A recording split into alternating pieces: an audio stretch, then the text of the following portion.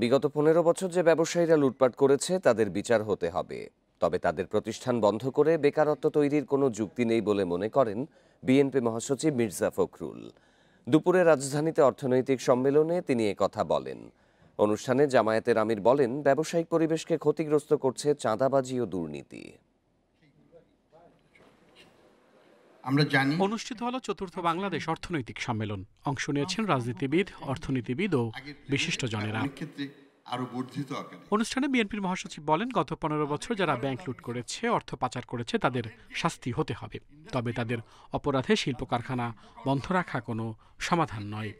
হাজার হাজার মানুষ কাজ করছে, সেগুলো বন্ধ করে দিয়ে যে 14 লক্ষ বেকার হয়ে গেছে শুনলাম কিছুক্ষণ আগে, তারা যাবে কোথায়?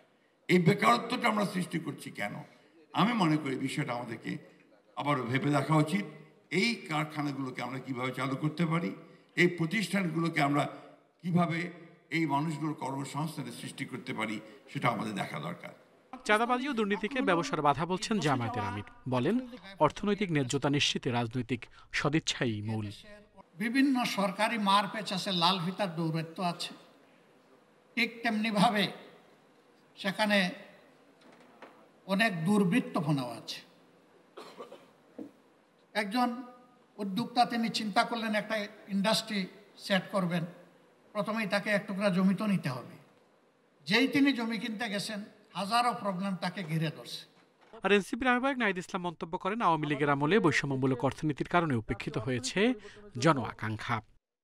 আমরা মনে করি যে আমাদের সবচেয়ে বড় সম্ভাবনার জায়গা হচ্ছে দক্ষিণাঞ্চল এবং বঙ্গোপসাগর কেন্দ্রিক। আমরা যদি আমাদের ইকোনমিক জোন তৈরি করতে পারি, বহির্বিশ্বের সাথে যোগাযোগ তৈরি করতে পারি, এটা আমাদেরকে অনেক সম্ভাবনার জায়গা। এই সরকারের আমলে অনেকগুলো উদ্যোগ নেওয়া হচ্ছে এবং পরবর্তীতে যদি এটা অব্যাহত থাকে, এটা আমাদের অনেক অর্থনৈতিক সম্ভাবনা তৈরি করবে। অর্থনৈতিক উন্নয়নের সুফল জনগণ পায়নি বলে মন্তব্য করেন বিএনপির নেতা আমির খসরু মাহমুদ চৌধুরী। আমি সেটা পুনরাবৃত্তি করছি। আল আমিন হোসেন, ইন্ডিপেন্ডেন্ট নিউজ, ঢাকা।